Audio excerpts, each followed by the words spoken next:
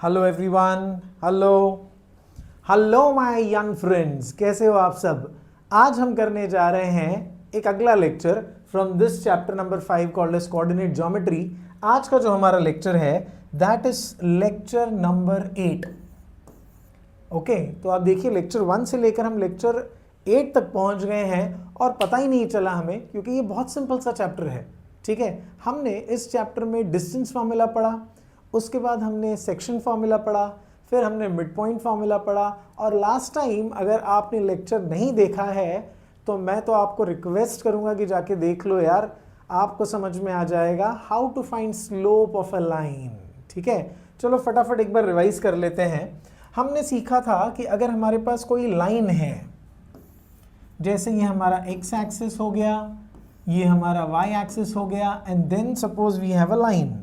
Okay, अगर हमारे पास एक लाइन है, इस लाइन का अगर मुझे स्लोप ढूंढना है, स्लोप ढूंढने के लिए मुझे चाहिए होगा थीटा, और थीटा को हम बोलते हैं इंक्लिनेशन। ओके, तो अगर आपके पास इंक्लिनेशन है तो आपका formula to find the slope will simply be tan of theta. Exactly, a trigonometric ratio tan. I hope all of you know that. tan of theta हम निकालेंगे। दूसरा फॉर्मूला था, अगर आपके पास दो पॉइंट है, एक पॉइंट है A जिसका कोऑर्डिनेट है x1 y1, दूसरा पॉइंट है B जिसका कोऑर्डिनेट है x2 y2। अगर ये दो पॉइंट्स हैं तो आपका फॉर्मूला स्लोप निकालने का हो जाएगा y2 minus y1 upon x2 माइनस x1। आया समझ में? तो ये बहुत सिंपल फॉर्मूलाज थे। फिर हमने ये भी सीखा कि if two lines are parallel, then their slopes are equal. मतलब अगर दो लाइन आपस में पैरेलल है तो उनके स्लोप्स भी क्या होंगे? इक्वल होंगे। ये याद रखना है। एंड वाइस वर्सा, मतलब इसका उल्टा भी सही है कि अगर स्लोप्स इक्वल है तो लाइंस क्या होने चाहिए? बिल्कुल सही, पैरेलल होने चाहिए। ठीक है, तो हम लोग यहाँ पर इन्हीं कॉन्सेप्ट्स को लेकर आगे बढ़ेंगे। आज हम कोशिश करेंगे कि चैप्टर खत्म कर दें, okay, by taking all the remaining questions. तो ये हमारा पहला क्वेश्चन है। इसमें क्या दिया हुआ है? फाइंड के if R and S and slope of line R S is -2। तो हमारे पास आर का कोऑर्डिनेट है, देख लो यहाँ पे, एस का कोऑर्डिनेट है we take x2 y2, और हमारे पास है स्लोप ऑफ आर एस। कितना दिया है स्लोप ऑफ आर एस? बताओ मुझे, -2। तो हम क्या करेंगे? स्लोप का फॉर्मूला डालेंगे which is y2 minus y1 upon x2 माइनस x1। अब स्लोप की जगह आप लिखो -2, y2 माइनस y1 आप चेक कर लो, k minus of -1 upon x2 माइनस x1 इज -2 माइनस 1। तो जब आप इसको सॉल्व करोगे, ठीक है, जब आप इसको सॉल्व करोगे तो आप देखो आपको क्या मिलेगा। आपको सिंपली मिलेगा -2 is equals to k plus 1। यहाँ माइनस इंटू माइनस क्या हो जाएगा? प्लस हो जाएगा, और ये -2 minus 1 will give you a -3। I hope everybody is clear. या इसके बाद ये क्रॉस मल्टीप्लाई हो जाएगा, तो -2 इंटू -3, आप बताओ कितना होना चाहिए? ये होना चाहिए 6, because minus minus is plus, और फिर आप इस +1 को शिफ्ट कर दो तो आपको k का value 6 minus 1 which is equal to 5 मिल जाएगा। And that is how your 2 mark question gets completed. ये 2 मार्क आपके जेब में। बहुत ही आसान क्वेश्चन था, कुछ था नहीं, स्लोप दिया था और 2 कोऑर्डिनेट्स दिए थे, तो हमने ये स्लोप का फॉर्मूला यूज करके k का वैल्यू निकाल लिया। Is everybody clear? बहुत ही आसान सम, बहुत ही सिंपल कॉन्सेप्ट। आगे बढ़ते हैं टू द नेक्स्ट वन। इसमें भी अगर आप नोटिस करो फाइंड के बोला है, बट यहाँ पे एक बहुत ही इंपॉर्टेंट कॉन्सेप्ट दिया है। क्या है वो concept? Saying that P Q is parallel to R S. मुझे बताओ, अगर पी क्यू और आर एस आपस में पैरेलल है तो आप उनके स्लोप्स के बारे में क्या बोलोगे? बिल्कुल सही, आप बोलोगे slope of P Q is equal to slope of R S. Isn't it? P Q का स्लोप और आर एस का स्लोप क्या है? इक्वल हो जाएगा। अब स्लोप निकालने का फॉर्मूला तो फिक्स है। क्या फॉर्मूला है स्लोप निकालने का? y2 minus y1 upon x2 माइनस x1। तो आपको करना बहुत सिंपल है। आपको जब PQ ले रहे हैं ना, PQ, तो देख लो, मैं यहाँ पे लिख देता हूँ। जब आप PQ की बात करो तो इसको x1 y1 ले लेना, और इसको x2 y2 ले लेना। दिख रहा है आपको? तो हम क्या करते हैं, पी क्यू का स्लोप निकालते हैं यूजिंग दैट फॉर्मूला। तो y2 माइनस y1 मतलब 6 माइनस 4 अपॉन x2 माइनस x1 मतलब 3 माइनस 2। आया सबको ये समझ में? और यहाँ पर है इक्वल टू। अब जब हम लोग आर एस की बात करेंगे तो आपको आर का कोऑर्डिनेट लेना है x1 y1 और एस का कोऑर्डिनेट लेना है x2 y2 और इस तरफ आपको आर एस का स्लोप यूजिंग सेम फॉर्मूला ढूंढना है। तो y2 minus y1 will be k minus 1। आप देख लो k minus 1 and 5 minus 3। Is that clear? अब इसको हम लोग आगे बढ़कर सॉल्व करते हैं। तो ये हो जाएगा 2 अपॉन 1, ठीक है, इधर k माइनस 1 वैसे ही रहेगा और ये हो जाएगा 2। अब क्रॉस मल्टीप्लाई अगर आप कर लेते हो तो आपको मिलेगा 4 is equal to k minus 1। तो k 1 को आप इस तरफ शिफ्ट कर दो तो आप देखो आपको k का वैल्यू मिल जाएगा as 5 and that becomes your final answer. Is everybody clear? यहाँ पर एक चीज़ आपको मालूम होना बहुत ज़रूरी था और वो था ये वाला कॉन्सेप्ट कि अगर लाइंस आपस में पैरेलल हैं तो slopes will be equal. Is everybody clear? और स्लोप्स का फॉर्मूला हमने दोनों पे डाला, पी क्यू और आर एस पे। मैंने वहाँ पे लिख दिया है किसको x1 y1 किसको x2 y2 and same for R S, और सॉल्व कर दो तो आपको k का वैल्यू मिल जाएगा। Is everybody clear? Pretty simple sum. Just let's go to the next. Okay, अब इस क्वेश्चन में बोला है कि आपके पास चारों वर्टाइसेस दिए हुए हैं। अगर आप देख लो पी क्यू आर एस, आपको बताना है कि ये रेक्टेंगल है, ठीक है। अब रेक्टेंगल आप कैसे बताओगे ये बताओ मुझे। रेक्टेंगल का डेफिनेशन होता है कि पहले तो आपको बताना पड़ेगा कि ये पैरेललोग्राम है। पैरेललोग्राम के लिए आपको ऑपोजिट साइड्स पैरेलल बताने पड़ेंगे। इसके अलावा आपको इसके डायगोनल्स इक्वल बताने पड़ेंगे। तो पैरेलल बताने के लिए तो आप स्लोप का कॉन्सेप्ट यूज़ कर लो, बट जब डायगोनल्स इक्वल बताना है तो उसके लिए आपको डिस्टेंस फॉर्मूला यूज़ करना पड़ेगा। चलो आ जाओ फटाफट कर लेते हैं, ठीक है। तो मैं एक काम करता हूँ, सबसे पहले मैं एक रेक्टेंगल यहाँ पर ड्रॉ कर देता हूँ। Okay, so let me make a simple rectangle. All right, और यहाँ पे हम कोऑर्डिनेट्स का ये पी क्यू आर एस दे देते हैं, P Q R S. You have to prove that this is a rectangle, ठीक है। तो रेक्टेंगल बताने के लिए मैंने कहा सबसे पहले आप इसको पैरेललोग्राम बताओ। So what you do in the solution is आप पहले पी क्यू लो और उसका स्लोप ढूंढो। Okay, so we will take P Q, चारों का स्लोप ढूंढते हैं हम लोग। तो पहले p ले लिया 2,1, इसका कोऑर्डिनेट x1 y1, q ले लिया -1,3, इसका coordinate x2 y2 and then slope of pq। क्या फॉर्मूला है? y2 minus y1 upon x2 माइनस x1, करेक्ट। तो ये सब्सटीट्यूट अगर मैं कर दूं, इधर करता हूं मैं, इट्स बेटर क्योंकि यहाँ पे जगह रखते हैं हम लोग। तो ये y2 माइनस y1 क्या देगा? 3 माइनस 1, x2 माइनस x1 is -1 minus 2, so this gives me 2 upon -3। ये अपने को मिल गया pq का स्लोप, ठीक है। अब pq का ऑपोजिट साइड है sr, तो पहले sr का स्लोप भी निकाल लेते हैं।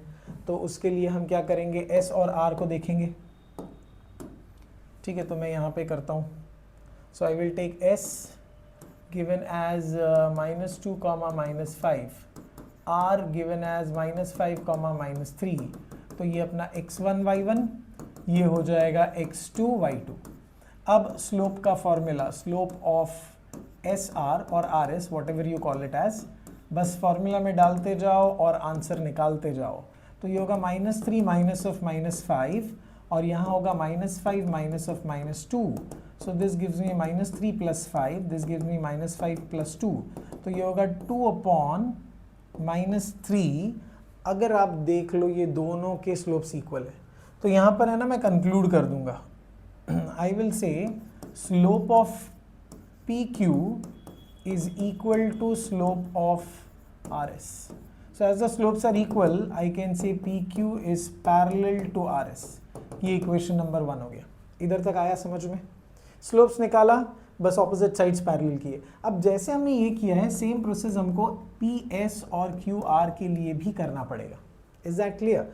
तो आगे बढ़ते हैं, ठीक है। रेक्टेंगल क्रिएट कर लें क्या यहाँ पे? परफेक्ट, रेक्टेंगल क्रिएट करके ही रखते हैं ताकि अपना काम आसान हो जाए। P Q R S, coordinate भी लिख लेते हैं। पी का coordinate 2 1 -1 3, 2 1 minus 1 3, and what about r minus 5 minus 3 minus 2 minus 5, minus 5 minus 3,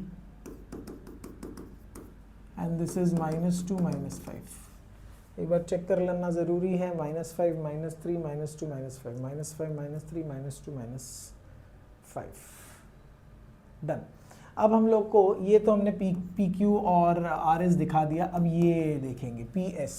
so let me take P का कोऑर्डिनेट है 2,1, we take it as x1 y1। Then we have S, इसका coordinate है -2, -5, और ये है x2 y2। Now slope of PS y2 minus y1 upon x2 minus x1, तो डाल दो इसके अंदर -5 minus 1 upon -2 minus 2, तो ये होगा -6 upon -4 which is 3/2। आ गया समझ में? ठीक है, तो जैसे आपको ये मिला, अब वैसे ही आप दूसरा वाला साइड निकालेंगे, दैट इज आर क्यू और क्यू आर। तो Q का कोऑर्डिनेट है -1, 3, which is your x1 y1। Then you have R जिसका कोऑर्डिनेट है -5 -3, and this is your x2 y2। अब यहाँ पर slope of QR which is y2 minus y1 upon x2 minus x1। So y2 minus y1 is -3 -3।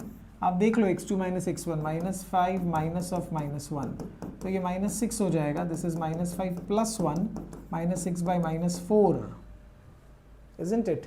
तो ये cancel होके आपको मिलेगा 3/2। तो इधर एक चीज आपने देख लिया कि slope of PS is equal to slope of QR। Therefore, PS is parallel to QR. This becomes your equation number 2. So, in quadrilateral PQRS, आप देख रहे हो PS is parallel to QR, और इससे पहले PQ था ना, तो पहले PQ को ही ले लेते हैं। PQ parallel to RS and PS is parallel to QR। ये आएगा from 1, ये आएगा from 2। So, therefore, quadrilateral PQRS is a parallelogram।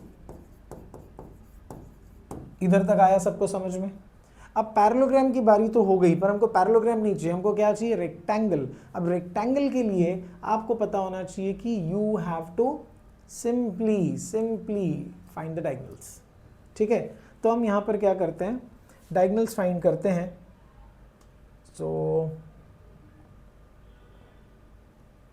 Okay, तो हम डायगोनल्स फाइंड करते हैं।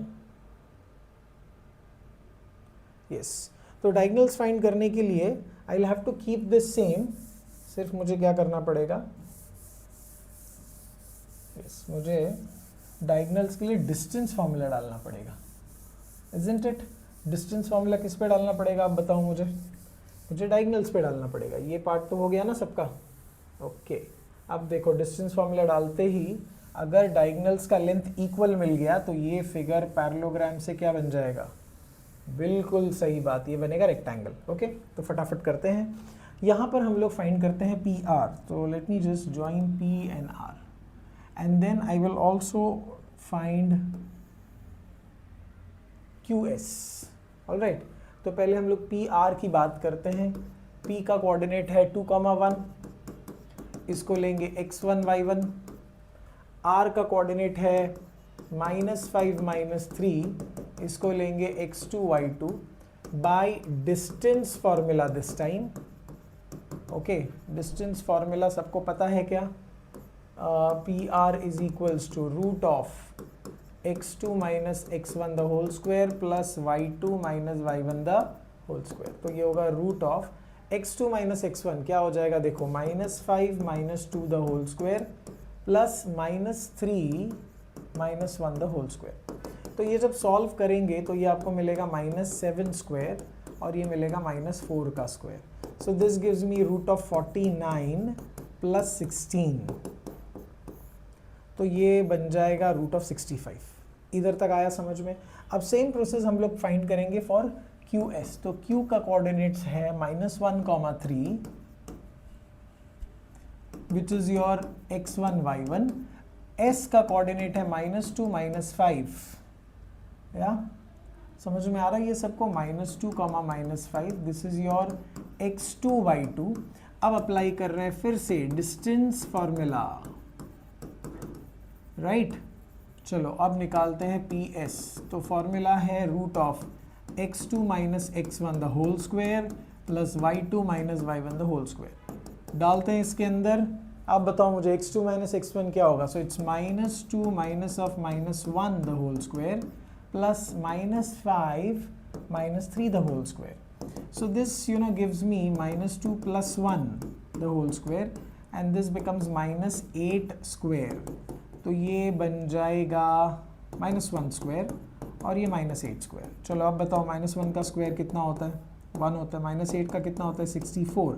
मतलब ये आपको मिला 65। तो यहाँ पर I can say that diagonal PR is equal to diagonal QS।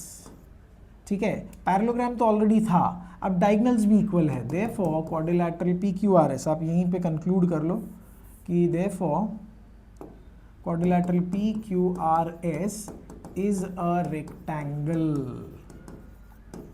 ठीक है, रीजन में आप क्या लिखोगे, a parallelogram with equal diagonals okay is a rectangle. Alright, तो ये याद रखना पड़ेगा आपको कि पैरेललोग्राम है और अगर उसके डायगोनल्स इक्वल है मतलब वो क्या बन गया, रेक्टेंगल बन गया। आया सबको समझ में। ये एक्सट्रीमली सिंपल सम था। ये थोड़ा सा लेंथी ज़रूर गया पर कॉन्सेप्ट वाइज सिंपल है। अगर आप देख लो, आपको स्लोप्स इक्वल करने हैं और कुछ नहीं। पहले आप ऑपोजिट साइड के स्लोप्स इक्वल किए दोनों पेयर के, तो पैरेललोग्राम बना। फिर आपने डायगोनल निकाले और डायगोनल निकालने के लिए हमने अप्लाई किया डिस्टेंस फॉर्मूला, वो दोनों भी हमको इक्वल मिल गए। Therefore you can straight away say that it is a rectangle. Is it clear everybody? Yes. Now this is the next question और ये काफ़ी सिंपल है। इसमें क्या कहा गया है, find the type of quadrilateral if points A B C D are joint serially. ठीक है, तो अपने को क्वाड्रिलैटरल कौन सा टाइप है वो पता करना है। तो अभी पता तो है नहीं, तो हम क्या करते हैं, इसको एक पैरेललोग्राम की तरह ही बताते हैं। ठीक है, और इसका जो पॉइंट्स है वो सीरियली मतलब एक के बाद एक। तो A B C और D ये इसके कोऑर्डिनेट्स वर्टाइसेस हैं, ये हम ले लेते हैं। इनके कोऑर्डिनेट्स तो हमको क्वेश्चन में से मिल जाएंगे। यहाँ पर भी हम ऑपोजिट साइड्स इक्वल करने की कोशिश करते हैं, सॉरी ऑपोजिट साइड्स के स्लोप्स इक्वल करने की कोशिश करते हैं। If the slopes of the opposite side become equal then you see that this becomes a parallelogram. अगर ऑपोजिट साइड्स के स्लोप इक्वल हो गए हैं तो ये बन जाएगा एक पैरेललोग्राम, इजंट इट। तो शुरू करते हैं फटाफट और हम लेते हैं A को which has coordinate -4, -2 which is your x1 y1। Same पिछला प्रोसेस ही है। ठीक है, हम लेते हैं B which is -3 -7 और यहाँ पर भी लेते हैं x2 y2। निकालते हैं स्लोप ऑफ AB। ठीक है, same process y2 - y1 upon x2 - x1। I am simply repeating और कुछ भी नहीं है। तो ये होगा -7 -(-2) अपॉन -3 -(-4). तो ये होगा -7 + 2 upon -3 + 4। So this gives me a -5 upon 1। तो ये -5 मिल गया। ठीक है, अब लेते हैं अगला। कौन सा है अगला वाला साइड, CD। तो C का कोऑर्डिनेट लेते हैं विच इज 3, -2। ये बनेगा हमारा x1 y1। D है 2, 3, ये बनेगा हमारा x2 y2। अब निकालते हैं slope of CD which is y2 - y1 upon x2 - x1। ठीक है, तो y2 - y1 is 3 -(-2), x2 - x1 is 2 - 3। तो ये आपको मिलेगा 3 + 2 और ये -1। तो ये 5/-1 विच इज -5। अगर आप देख लो इन दोनों का स्लोप्स इक्वल है। ठीक है, so can we conclude that slope of AB is equal to slope of CD. Therefore, AB is parallel to CD. Equation number 1. इधर तक आया समझ में? Isn't it going just like the previous sum? पिछले सम की तरह ही ये चल रहा है, कुछ भी इसमें नया नहीं है। Alright, okay. अब इसके बाद ठीक है, हम क्या करते हैं, इसके बाद हम जाते हैं AD, सॉरी, हम जाते हैं AD और BC के पास और इनके स्लोप्स देखते हैं। अगर इनके स्लोप्स भी इक्वल आ गए तो हमारा काम आसान हो गया। तो चलो अब हमको कौन सा लेना है, अब हमको लेना है अगले दो साइड्स। फॉर्मूला को यहीं रखता हूँ मैं, बार बार लिखूँगा नहीं पर आपको लिखना पड़ेगा। Yes, okay. अब हमको क्या लेना है, हमको लेना है AD। तो ये A हो गया। A का कोऑर्डिनेट क्या है बताओ मुझे। A का कोऑर्डिनेट है -4, -2, ठीक है, x1 y1। चलो ये तो रिपीटेडली हो रहा है। D का कोऑर्डिनेट है 2, 3 और ये है x2 y2। इधर A B नहीं आएगा, इधर AD आएगा। इसको रब कर दूं क्या मैं, यस, तो ये AD। चलो डालते हैं फॉर्मूला में 3 -2। ध्यान देना 3 माइनस, ये फॉर्मूला का माइनस है, इधर एरर मत करना, -2 and this is 2 minus of -4. So this is 3 plus 2 and this is 2 plus 4. So this is 5 over 6. ये आ गया इतना। अब अपने को CD नहीं करना है, अपने को करना है BC। तो B का कोऑर्डिनेट लेते हैं -3 -7, ये है हमारा x1 y1। C जो है वो है 3, -2 और ये है हमारा x2 y2। तो डालते हैं इस फॉर्मूला के अंदर, तो 2 minus of -7 upon 3 minus of -3। So this is 2 plus 7 upon 3 plus 3। तो ये बनेगा 9/6। 9/6। कुछ मिस्टेक हो रहा है, चेक करें। हाँ, एक मिस्टेक मुझे यहाँ पे दिखा, वो है ये वाला माइनस। तो ये बनेगा 5, ठीक है। तो ये बनेगा 5/6। आप देख लो दोनों का स्लोप्स इक्वल आ रहा है कि नहीं बताओ मुझे, यस और नो। बिल्कुल आ रहा है, बिल्कुल सही है, बिल्कुल सही है। तो बस हो गया हमारा काम। यहाँ पे मिला slope of AD is equal to slope of BC। Therefore AD is parallel to BC, equation number 2, ठीक है। अब therefore quadrilateral ABCD is what, is a parallelogram, isn't it, from 1 and 2, बराबर है। From 1 and 2 you can see it's a parallelogram। दिख रहा है ना, parallelogram में ऑपोजिट साइड्स पैरेलल हुए। पर यहाँ पे रुकना नहीं है, अपने को बताना है कि और क्या बन सकता है। क्या ये रेक्टेंगल बन सकता है? तो रेक्टेंगल के लिए क्या करें आप बताओ मुझे, डायगोनल निकालें और देखिए डायगोनल इक्वल आ रहा है या नहीं आ रहा है। परफेक्ट। तो हम क्या करते हैं, हम निकालते हैं डायगोनल को। तो डायगोनल निकालने के लिए हमको डिस्टेंस फार्मूला याद रखना, डिस्टेंस फार्मूला करना पड़ेगा। तो हमको यहाँ पे डिस्टेंस फार्मूला लगाना है। फटाफट डिस्टेंस फार्मूला लगा के देखते हैं कि क्या होता है, रेक्टेंगल होता है या पैरेललोग्राम होता है। ठीक है, तो चलो शुरू करते हैं। डायगोनल निकालते हैं, मतलब हम निकालते हैं AC और निकालते हैं BD। ओके, तो चलो वी विल टेक A का कोऑर्डिनेट है -4, -2, ये है हमारा x1 y1। D जो है opposite, sorry C opposite vertex C है, डायगोनल कर रहे हैं ना हम लोग यहाँ पे। तो C का कोऑर्डिनेट है 3, -2 which is your x2 y2, right. So bye distance formula, right, तो हमने लगाया AC पर distance formula.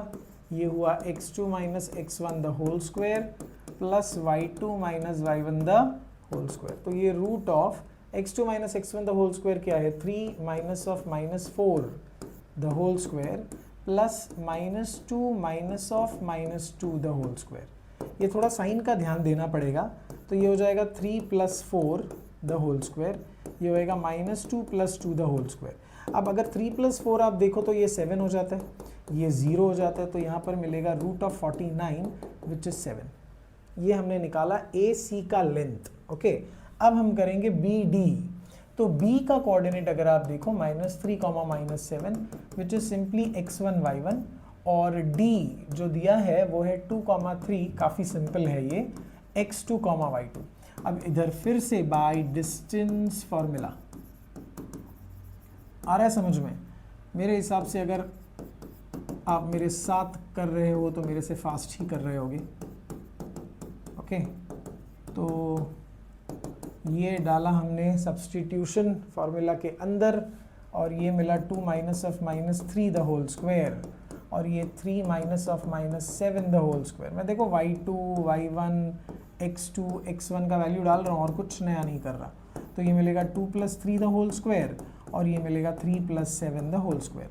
This gives me root of 5 square plus root of 10 square. So that is root of 25 plus 100, which is root of 125. If you see it is not equal, तो इधर अपने को क्या मिला, diagonal AC is not equal to diagonal BD. ठीक है, diagonal equal नहीं है तो rectangle नहीं है, therefore quadrilateral ABCD is not a rectangle. ठीक है, so it is a parallelogram. खत्म हो गया सब, खत्म। ठीक है, डन एंड डस्टेड। आ गया समझ में सबको? तो बहुत आसान है, इधर सिर्फ आपको पैरेललोग्राम प्रूव करना है, ऑपोजिट साइड्स पैरेलल करके स्लोप्स इक्वल मिलने चाहिए। फिर डायगोनल्स आप देख लो, इक्वल है तो रेक्टेंगल हुआ, नहीं है तो सिर्फ पैरेललोग्राम रहा। I hope this is clear to everybody. या tell me yes, yes everybody is understood, wonderful. अब हमारे पास कुछ सिंपल मल्टीपल चॉइस क्वेश्चंस हैं और फिर ये चैप्टर और ये लेक्चर डन एंड डस्टेड, खत्म। ओके, एकदम खत्म कर दिया हमने। चलो इसको करते हैं फटाफट। क्या लिखा है? Segment A B is parallel to Y axis. तो इसके लिए है ना, मुझे ज़रा एक्सिस बनाना पड़ेगा, राइट? हाँ सही है ये, ठीक है, यस। तो ये हमने बना दिया एक्स एक्सिस वाई एक्सिस, ये एक्स एक्सिस है, ये वाई एक्सिस है। अब उन लोग ने बोला है segment A B parallel to X axis, the coordinate of point A is 1,3। Yes, तो एक सेगमेंट है ए बी, ये देख लो, जो क्या है, जो पैरेलल है वाई एक्सिस को। तो ये ए बी है फॉर एग्जाम्पल, ठीक है, A B, this is that segment we are talking about. अब इसमें ए का जो कोऑर्डिनेट है, the coordinate of A is 1,3। 1,3 मतलब समवेयर इधर आएगा, देखो जरा, ये है 1, ये है 2, ये है 3, इधर ये है 1, ये है 2 और ये है 3। तो ए का जो कोऑर्डिनेट है ना 1,3, एक्स एक्सिस का 1, वाई एक्सिस का 3। सबको पता है ना, ये ऐसे ही होता है। आई होप यू नो 1,3 कैसे प्लॉट करता है। अब आप मुझे बताओ बी का कोऑर्डिनेट क्या होगा? What will be the coordinate of B? ये चारों ऑप्शन में से एक चीज समझो कि ये लाइन पैरेलल किसको है? वाई एक्सिस को है। अगर कोई line parallel to Y axis है, if a line is parallel to what? Parallel to Y axis, then its y coordinate will be same. Okay, will be same for any point on the line. For any point on the line, मतलब आप line पर कोई भी point ले लो, कोई भी point ले लो। Oh sorry, Y axis नहीं, वाई एक्सिस नहीं, वाई एक्सिस नहीं, कौन सा एक्सिस सेम होगा? एक्स कोऑर्डिनेट सेम होगा। इधर देख लो, इन पॉइंट्स में अगर आप नोटिस करो तो एक्स कोऑर्डिनेट सेम होने वाला है, सबका एक्स कोऑर्डिनेट सेम होगा ना। तो आप यहाँ पे ऑप्शन में देख लो, कौन सा ऐसा पॉइंट है जिसका एक्स कोऑर्डिनेट 1 है, कौन सा ऐसा पॉइंट है जिसका एक्स कोऑर्डिनेट 1 है? परफेक्ट, ऑप्शन नंबर डी का अगर आप एक्स कोऑर्डिनेट देखो तो ये क्या है? 1 है।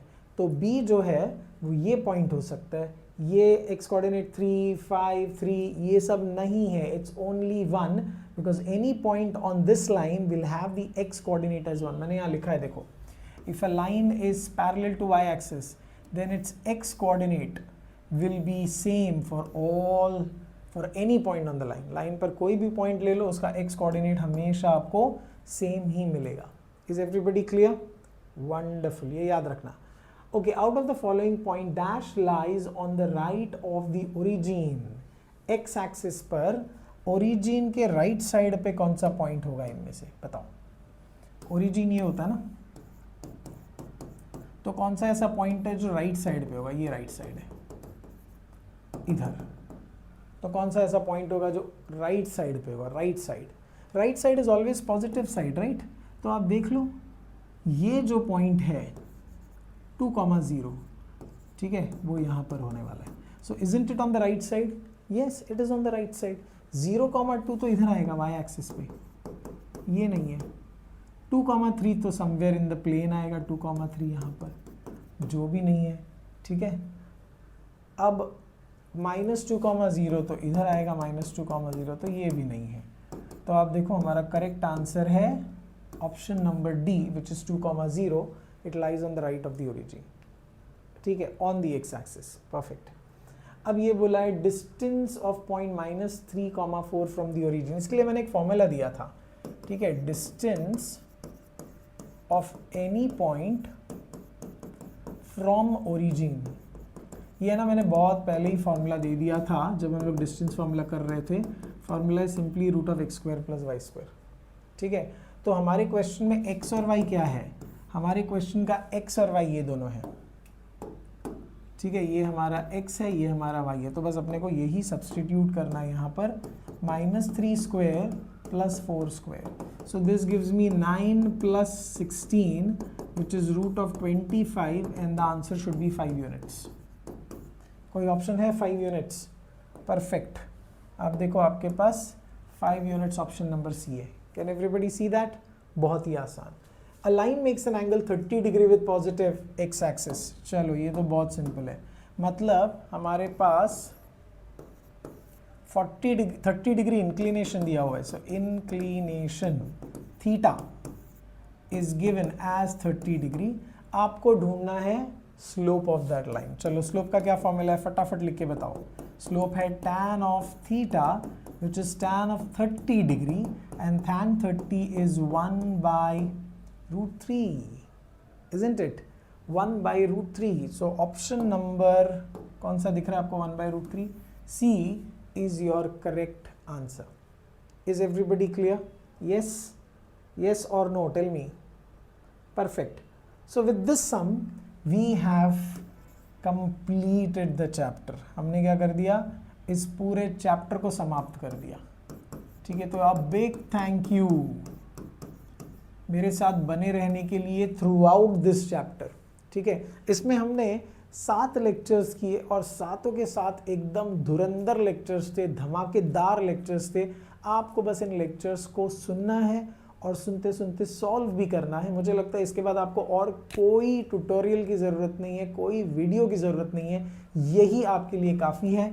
Thank you so much, and I will request you to subscribe to my channel, okay, for more such videos.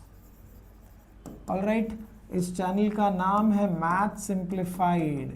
I hope मैं आपका मैथ सिंप्लीफाइड करने में मदद कर रहा हूँ, ठीक है.